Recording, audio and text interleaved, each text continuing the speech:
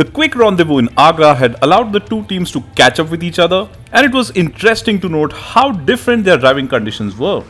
So while Sanit and I had vivid stories to share about the biting cold up north, Hallie and Benji could not stop raving about the comfort and fun to drive quotient of the Taigun and Virtus on Rajasthan's Arrow Strait highways.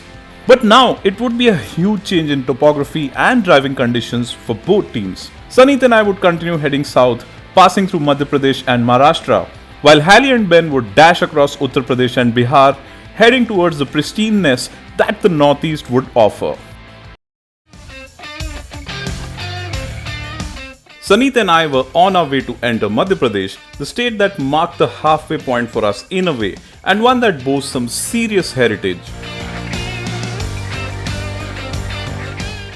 So Sanit, we're exiting Uttar Pradesh and now we're at the border, just about to enter Madhya Pradesh, and that's where I hail from. So again, I've heard a lot about it, but never got a chance to be here. Okay, so Madhya Pradesh is quite literally the heart of our country, and it's known for its cultural heritage and well, historical buildings like forts and religious places and all of that. And in fact, MP used to be India's biggest state before Chhattisgarh was formed. But is the traffic as bad as it was in Agra? Not really. MP is actually home to a lot of emerging smart cities, to say so. So there's a lot of good roads and really good highways connecting them. And I'm sure the Taigun and Virtus will have a good time again on the open roads. Let's find out. But where are we headed first? Okay, so first let's go to a small town called Orcha. It's a very small place, but it's very famous for its religious places and some of the forts and old buildings and stuff like that. That sounds fun. Let's get going. Let's go. Orcha is known for its rich cultural heritage, architectural marvels, and natural beauty. Orcha literally translates to hidden place in the local dialect, and the place indeed lives up to its name, feeling like a hidden gem with its peace and tranquility, also thanks to the lush green landscapes and flowing river. Soon after Orcha, we found ourselves piloting the Taigun and Virtus on some country roads which were narrow and at times broken too. But both cars did not seem to mind the change in the conditions and were up for this new adventure, soaking up the broken roads really well. On the other hand, Hallie and Ben's gastronomic adventures continued as they relished some lip-smacking street food in the capital city of Lucknow in Uttar Pradesh. Lucknow is renowned for its culinary heritage and mouth-watering delicacies like the kebabs, biryani, desserts, and more. Hallie and Ben had their fill and then some more before hitting the road again. But not just the food, Uttar Pradesh is also known for its ever-improving network of highways like the Purvanchal Expressway.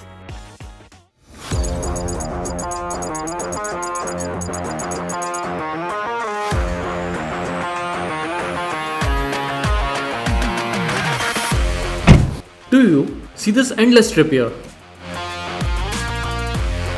It's not a runway.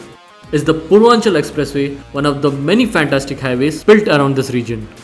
This is indeed a runway, the emergency airstrip for the Indian Air Force.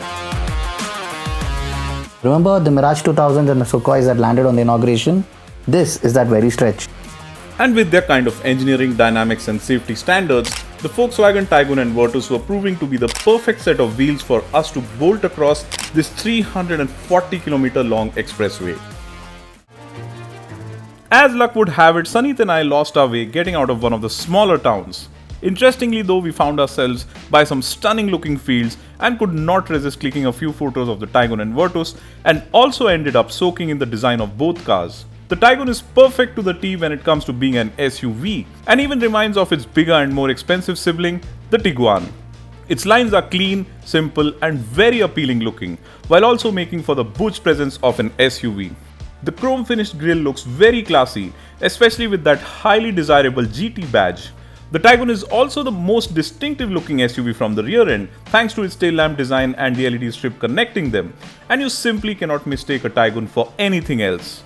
The Virtus on the other hand is the largest car in its class, and thanks to its dimensions and design, the sedan looks and feels as if it belongs to a higher segment. The all-LED headlights add a dash of elegance, while the design of the hood adds a hint of aggression to the front end.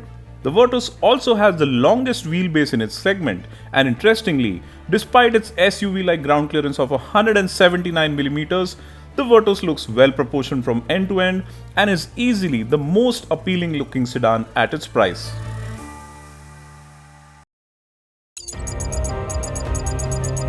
You know what, Ali? Traveled all across India, and this is the first time I'm driving through Bihar and West Bengal. It's uncharted territory for me. But instead of feeling anxious, I'm feeling surprisingly calm and relaxed. Must be because of these Volkswagens. True, they're like that dependable friend of yours with whom you go on adventures together, knowing that they always have your back. I didn't think of it this way, but now that you say it, I get the feeling too. In fact, these Volkswagens, they cocoon you so well, you kind of feel secure in it. True, and the fact that my Tiguan gets a full 5-star global NCAP safety rating gives me that additional peace of mind.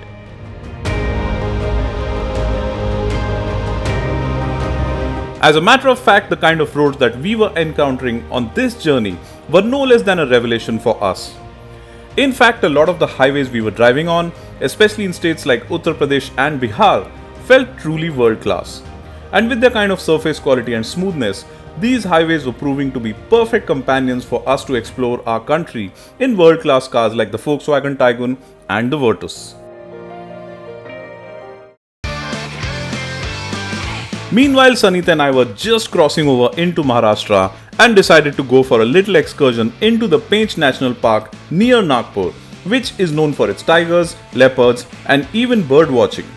But while we were a little out of luck in terms of spotting wild animals, the Tiguan and Virtus made sure we were perfectly comfortable even inside the national park.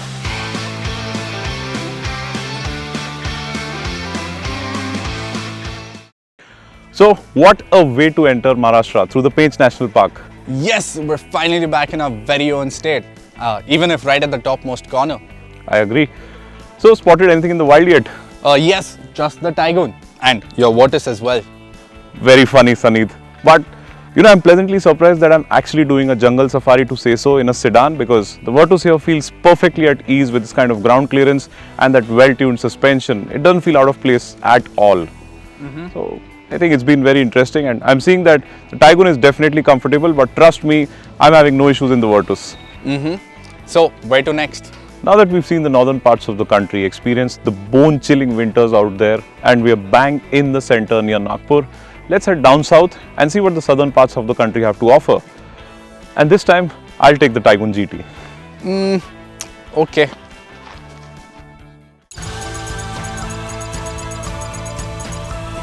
Wow, what a sight. I couldn't have thought of a better gateway into the Northeast. I agree.